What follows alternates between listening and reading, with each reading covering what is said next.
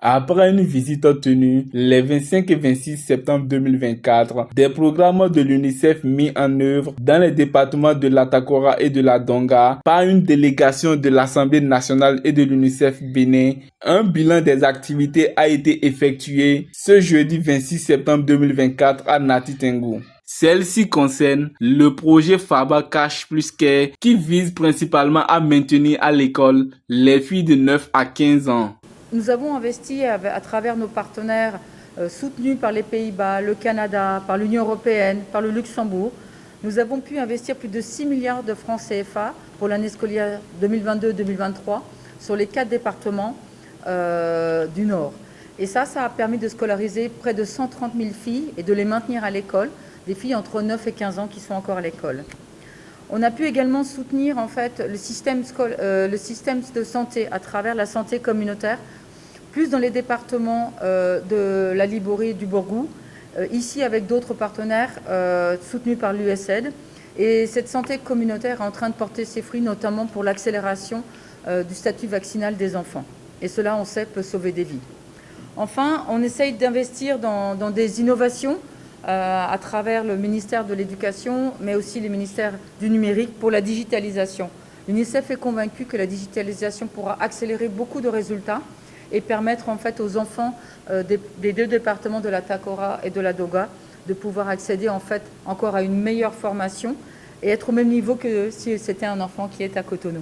Représentant le préfet de la Takora, le chargé de mission a rappelé les multiples avantages du projet. Pour lui, ce projet a résolu les facteurs qui minent l'éducation des enfants. Des interventions ont été initiées, menées avec dextérité qui assure progressivement la consécration de ces droits et leur jouissance effective.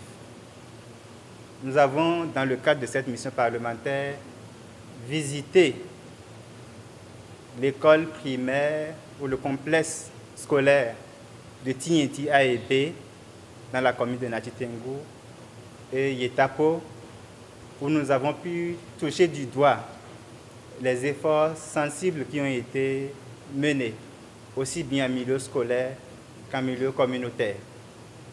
En milieu communautaire, nous avons constaté que les facteurs qui minent l'éducation relativement liés à la pauvreté des parents, à la pauvreté des ménages, a été réglé par les interventions de l'UNICEF à travers les différents transferts monétaires qui sont opérés en faveur des familles, en faveur des ménages pour soutenir l'éducation des filles.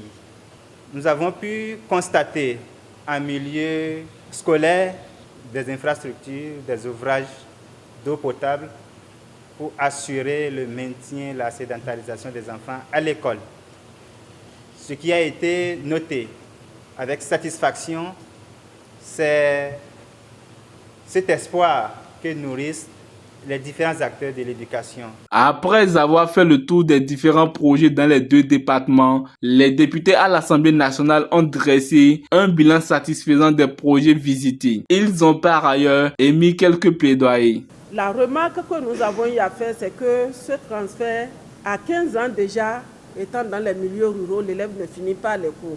Alors nous voudrions vraiment porter ce plaidoyer qui vient des parents et même des chefs d'établissement pour que le soutien qui est donné à ces filles-là, pour que ça puisse les accompagner jusqu'en classe de terminale.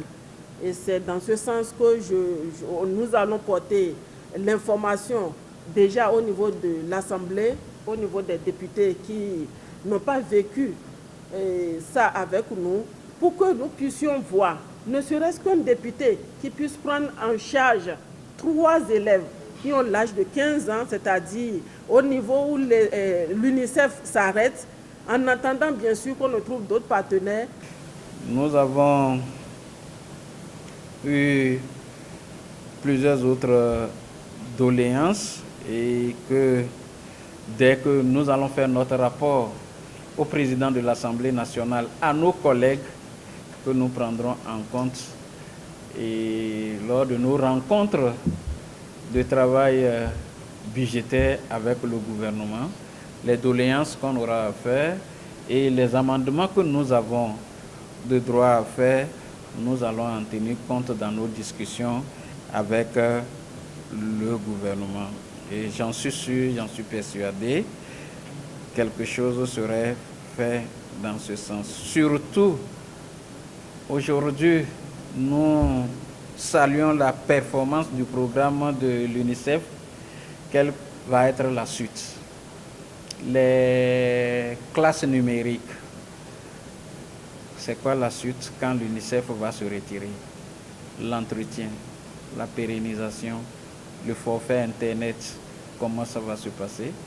Cette conférence de presse a également connu la présence de plusieurs autres députés, des responsables des services déconcentrés de l'État et d'autres acteurs de protection des droits de l'enfant. Pour rappel, le projet est mis en œuvre par l'UNICEF en collaboration avec le gouvernement du Bénin et soutenu par le Royaume des Pays-Bas, le gouvernement de la Corée, l'Union européenne, Fancy Energy ainsi que des partenaires locaux.